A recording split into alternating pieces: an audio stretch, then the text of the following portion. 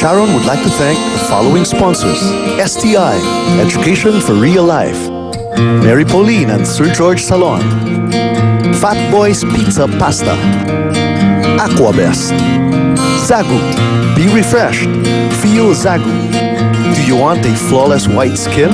Try KB Glutathione sa KB Glowing Ka, Angel's Pizza Pasta Combo; Fernando's Bakery; Moose Gear; Zen Zest; Ultra Mega Supermarket, presyong mababa na, mas pinababa pa.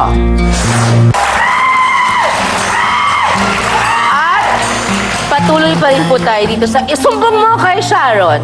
Kasama ang ating pinakamamahal na public attorney, Attorney Persida Acosta. We will continue with our asunto or areglo from our audience this time. Okay, sino po ang magtatanong? Yes, darling, what's your name? Mosa po. Hi, Mosa. Okay, anong question mo? Attorney, may susumbong lang po ako. May isa po akong kaibigan, may naninira sa kanya sa Facebook. May naninira po sa kanya sa Facebook. Sa Facebook? Opo. Okay. Grabe na po talaga yung paninira sa kanya, kung ano-ano na po pinagsasabi. Naapektuhan na po siya, tsaka po yung pamilya niya. Maaari po ba kasuhan yung taong naninira? Pwedeng kasuhan ng libel yan. Yung Facebook attorney? Hindi, yung nagpo-post. Opo. Kasi merong publication yan, element of publication sa bad Attorney, page, saka malis. Facebook ba is like Twitter? Yung parang pwedeng nagtatago sila sa identity? I mean, natatago yung identity nila, so Kilala mo anonymous ba sila? kung sino? Hindi po nalalaman. Hindi mo kilala kung sino ang nagpo-post? Pag hindi mo kilala kung sino, pwede ireklamo sa Facebook yan. Merong setting doon na may instruction kung saan magreklamo. Marami na ako naipasara ng mga Facebook account. Ah, ganun po. Yeah. At ang susunod na sumbong naman, ate, alam ko ninyo, hulaan ko. Josefina? Yes. Ano Ate po Sharon, yun? may susubong pa ako, attorney. Yung anak ko po, na namasukan po bilang isang kasambahay. Ngayon po, tinanong ko po yung nagkuha sa anak ko na ipasok para sa isang kasambahay. Ang sabi ko, magkano ba ang monthly ng anak ko? Ang sabi naman po nagkuha dun sa anak ko, 3,000. Di nakaano po siya, nag-okay na ako. Pag samban po, nagsweldo na siya. Tinanong ko ulit ang anak ko, Nak, magkano ba binigay sa inyo ni Mrs.? Sabi niya, Ma, di ba usapan natin 3,000? Bakit 2,000 binigay sa akin? Ano po dapat kong gawin? Isang buwan pa lang po siya doon.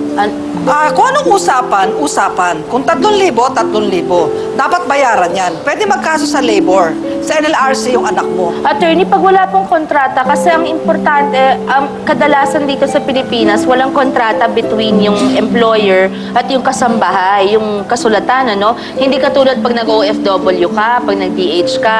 Paano po hahabulin yun? Kasi baka sabihin nung amo, hindi, binigyan ko ng 3,000 eh. Sigurado ba kayo, yung anak nyo naman, talagang 2,000 lang ang Opo. nakuha? Okay. Kasi po, sabi po nung nag-recruit, sabi doon sa anak ko, unang buwan mo, 3,000. Ngayon, nung sinita siya ng anak ko, yung nagkuha sa kanya, kinuha pala daw nung pong nag-recruit, yun 1,000. Kaya 2,000 binigay nung empleyado. Ayun naman pala po. Paano po yun? Yung meron Ang pa commission recruiter, po. meron pang agency. Meron palang recruiter, may Hindi po, agent. kahit dito siya, kilala Ang siya. problema dyan, dapat yung mismong katulong saka yung amo ang mag-usap sa kita.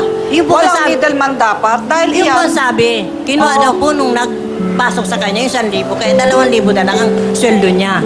ang dapat lang dyan ay singilin na lang yung amo. Kung talaga yun ang usapan yun. Yun ang parameter. Dahil hindi ko rin alam kung anong totoo dyan. Kung yung sinasabi ng Yun anak mo, nga eh. at sinasabi ng amo. Yun nga din kasi we just have to be medyo fair. Oo, Hindi porke fair sinabi tayo. ng isa. Kaya nga ang tanong ko, sigurado ba kayo 2,000 lang talaga natanggap niya? Minsan naman talaga, minsan may nanloloko na katulong. Meron. Sasabihin, ganun na usapan, hindi naman na usapan. Minsan sabihin, di ba pa ako napasweldo, ma'am?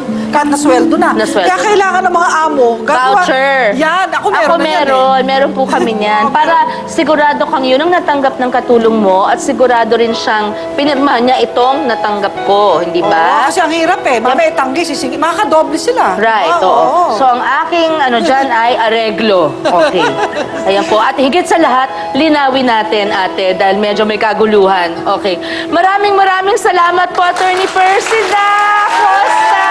Enjoy na enjoy po kami sa inyo. Oo, Naku ako po. din. Enjoy. At maraming salamat din po sa mga nakilala nating nag-inspire sa atin. Sina Lord Ramos at Coach Rio na talagang nagbahagi ng kanilang mga tunay na kwentong buhay. At remember, no excuse to fail. Remember, nagluto ng banana Q at isaw si Lord. Bago umasenso, nagputol pa ng rubber shoes. Itong si Coach Rio, makatakbo lang. At si attorney, habang naglalaba, nagluluto, kung ano-anong ginagawa, ay nakapagtapos. At number 4 pa ang pagpasa sa bar. Okay? Kaya walang excuse para hindi tayo magtagumpay sa ating buhay. Salatman po sila noon, punong-puno ang puso nila ng determinasyon. Sana po, miski paano, na-inspire din namin ang determinasyon na nagtatago sa inyong dibdib. Kaya't naging tiyak sa isip nila kung anong gustong abutin, ginawa ang lahat at nagwagi. At magkita-kita po sana tayo muli. Ako po si Sharon, kasama mo lagi, kapatid. Salamat po. Sana'y di tayo magbago. Kailanman nasaan man ito ang pangarap ko. Makuha mo ba kaya ako'y hagdarad yakapin? Finally, pagpunta mo sa ospital, lumabas na. Oh. Nakita na ng TV Patrol bago ko pa makita. I am so glad you came into my life. And I will treasure and love you for the rest of my life. I will take care of you.